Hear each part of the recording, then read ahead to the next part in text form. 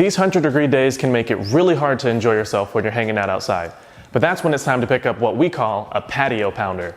What's up everybody, Just Brewing here. Welcome back to the home brewery for another grain to glass video.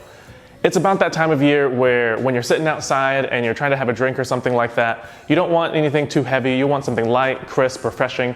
Enter the strawberry lemon wheat beer.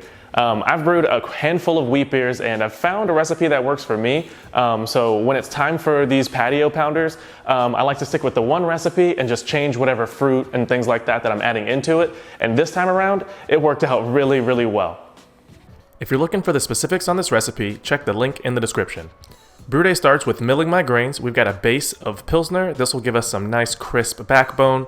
White wheat, this is going to give us a little bit of flavor as well as some head retention. Flaked wheat and flaked oats, also going to give us a little bit of head retention as well as some haze in the beer. I'm going to put in some handfuls of rice hulls as I mash in here to help break up the mash and make sure that it can strain easily later on.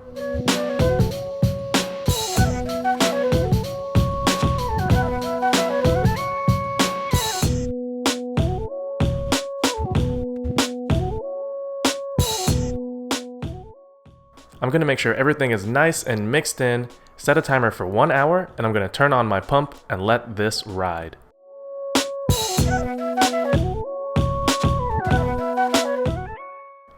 At the end of our mash, it'll be time to yank our grains, crank this controller up to 100% so we can get this bad boy to a boil. Once it reaches a boil, we're going to set a timer for 1 hour and follow the on-screen hop schedule. We're going with lemon drop for its obvious lemon flavor and aromas. It's got a lot of other flavors as well. We're talking mint, green tea, and melon as well. So we really want to push some of these flavors without overwhelming some of the other fruity flavors that we've got going on.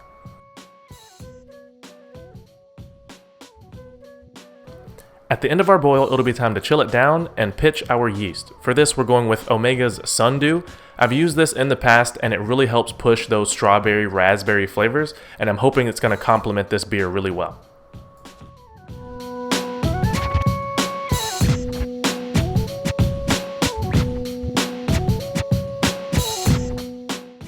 A few days into fermentation, I'm going to add a pound of frozen strawberries. They were frozen, I thawed them, froze them again, and thawed them one more time to help release the flavor a little bit more. And I'm going to use my sous vide magnets to help shimmy this down so it sits at the bottom of my fermenter. A few days later, I took a sample and wasn't quite happy with the amount of strawberry, so I got a 3-pound strawberry puree to add in. I let fermentation complete, cold crash, and at packaging, add an ounce of lemon peel.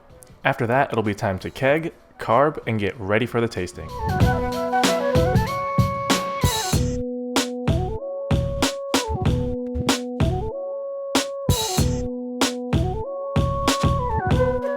And here it is in a glass, the strawberry lemon wheat beer.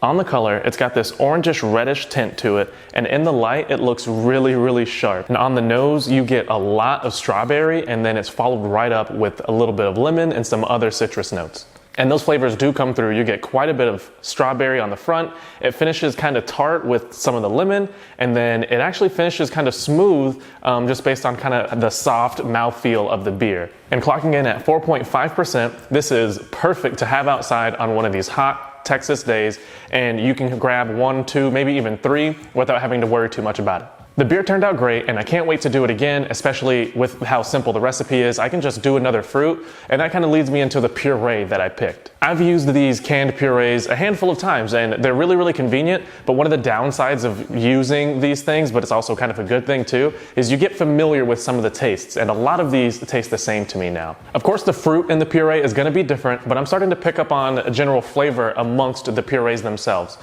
So next time I do this, I'm gonna try it maybe with a homemade puree instead of a canned puree to see if I can get more of a natural flavor and maybe not this lingering kind of off flavor that I've picked up. I did add a pound of frozen strawberries to this, and looking back, that was a bit unnecessary. I could have just added the canned puree. The 1 pound was not at all enough. Had I had maybe 4 or 5 pounds, that would have worked, but with just the 1 pound, that was not going to do anything, so I ended up having to add the canned puree after the fact, and though it worked out, I mean, it's still a really, really good beer, I would just rather have fresh fruit, or as close to fresh as I can get it. So next time, I'll make the puree myself and not do the fruit and puree thing. I'll just do one or the other.